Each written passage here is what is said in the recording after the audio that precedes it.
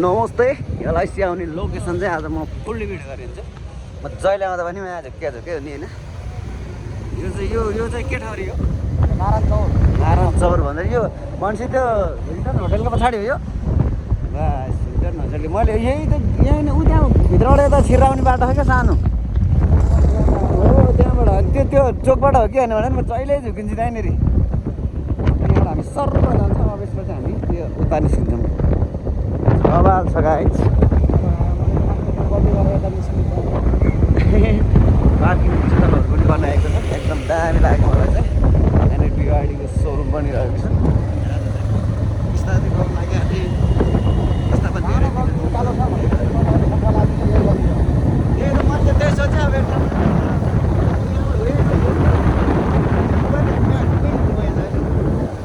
मैले देखाइरहेको छु यहाँबाट ऊ त्यहाँ चाहिँ ठ्याक्कै निस्किन्छ यो गल्लीबाट। यहाँनिर मेन गल्ली चाहिँ कहाँनिर छ छिर्नी भन्ने बित्तिकै थाहा भयो। अनि यो गल्ली हुँदै हामी ठ्याक्कै निस्किरहेको छौँ। तर हामी घुमाइ गऱ्यौँ थाहा नभएपछि त्यस्तै हो। यहाँ चाहिँ मर्मत कार्य हुँदै रहेछ के को किन त त्यही बाटो घुम्यो होला हामी।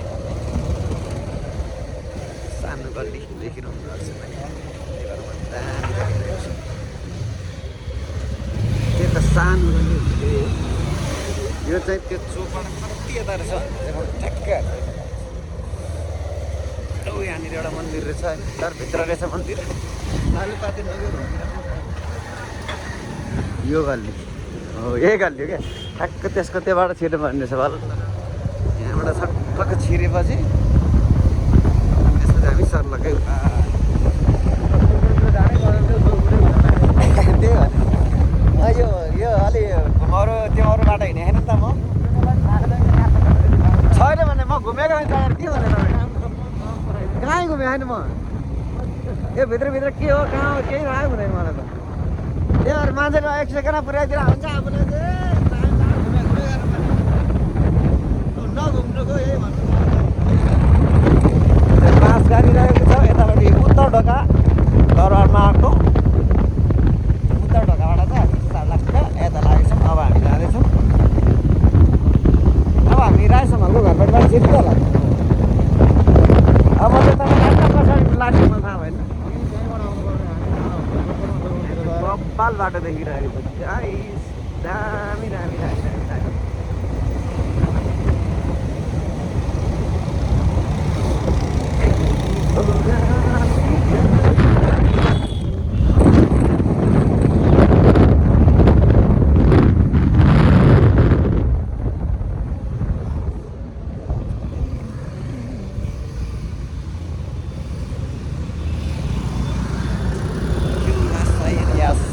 अब चाहिँ हामी हवाल्ने बसबाट हामी छिर्दैछौँ गाइस। त्यसपछि हामी चाँडै पुग्छौँ। अघि चाहिँ मैले बाटो थाहा नभएर घुम्नु पऱ्यो। लन्डन क्याफे अरे हाम्रो यस्तो क्याफेको नाम लन्डन ब्रिटिस हस्पिटल भइरहेको छ अहिले ट्याक्सी यो त गर्नु होइन अहिले सौको बाटो देख्न देखिरहेको छु मैले। यहाँबाट भित्र छिर्दैछौँ।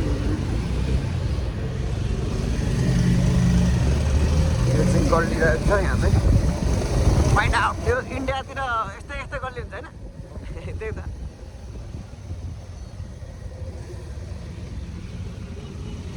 गल्ली रहेको छ यहाँ चाहिँ गाइस। आज ताजा होला म भनेर सोध्नु होला। यो चाहिँ हाम्रो राजेश दाइको घर यहाँ देख्नुपर्छ नि त। त्यही भएर म यता काम पर्ने थिएँ अहिले बाटो यताबाट हिँडिरहेको छु। अब म देखाइदिन्छु यो तपाईँहरूलाई।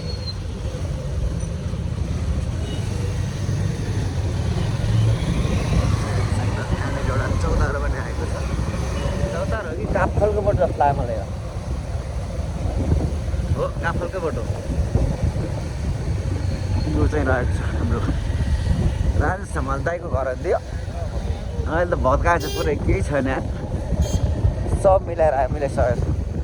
अहिले त कहाँ बनाएको अरे अन्त बुढा मिल भन्दामा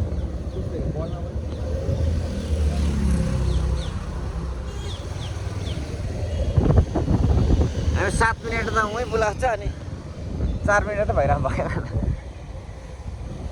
सो बाटो थाहा नहुनुको कारण पनि एकछिन हामी घुम्यो घुमेर केही फरक परेन तर काम सिधै यो आइयो कस्तै ठुलो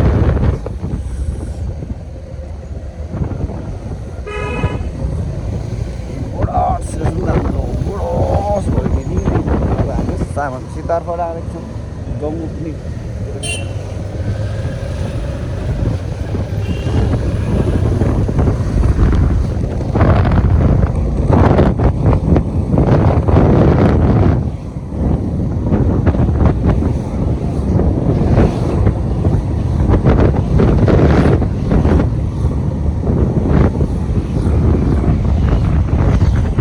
यो बाटो चाहिँ गङ्गोपुतिर निस्किने बाटो रहेको छ तर अघि हामी यताबाट आयो त चाँडै हुने छैन भएन कि त्यस्तो भइरहेको छ म त्यताबाट आएर जहिले त्यताबाट जान्थेँ नि त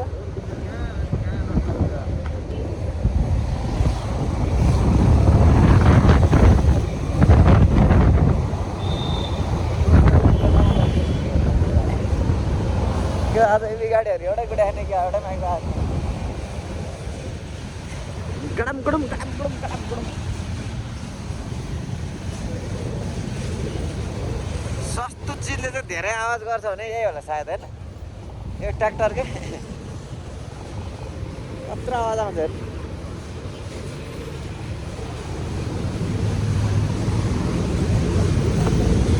Amazing. Let's go. My production.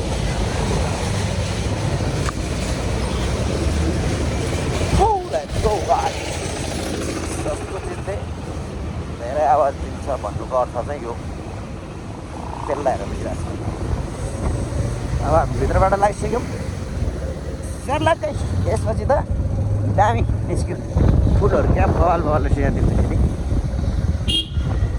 बगैँचामा नआऊ तिमी उमराले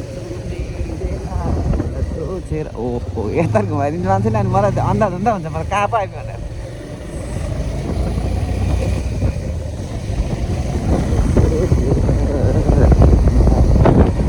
बाटो थाहा नहुनुको पनि बुझियो है अब यहाँ चाहिँ हामी माथितिरै होला सायद हल्का हल्का थाहा बाटो मलाई हाम्रो ढकाल भएको ग्यारेज आयो नि त यहाँ त्यो अर्का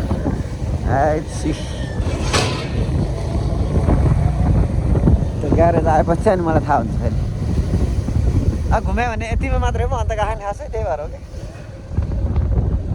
यहाँतिर चाहिँ थाहा हुन्छ अन्त त हो त्यो ल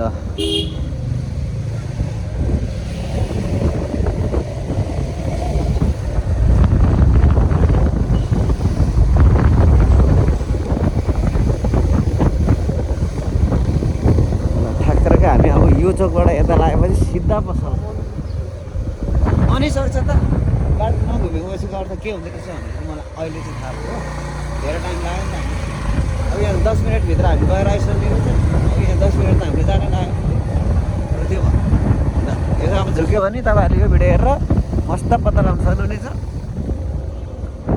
हाम्रो नवराज सर राइडिङ हुन्छ झन्नै सुट्टी अब यो त के सुट्टी त के हो हाम्रो झन्नै ग्यास भएको अलिकति सारा अब हामी चाहिँ पसलमा आइसक्यौँ अब यदि भएपछि चाहिँ हाम्रो गन्तव्य स्थानतर्फ आइसक्यो हामी ढिला भयो एकछिन टाइम लाग्यो केही फरक पर्दैन सो गाइस तपाईँलाई नेपालीलाई सिकौ अब जाने बाटो थाहा छैन भने मैले फुल भ्लग बनाइसकेको छु तपाईँले चाहिँ त्यो भ्लग हेरेर जान सक्नुहुन्छ भन्दै अहिले लेट्स गो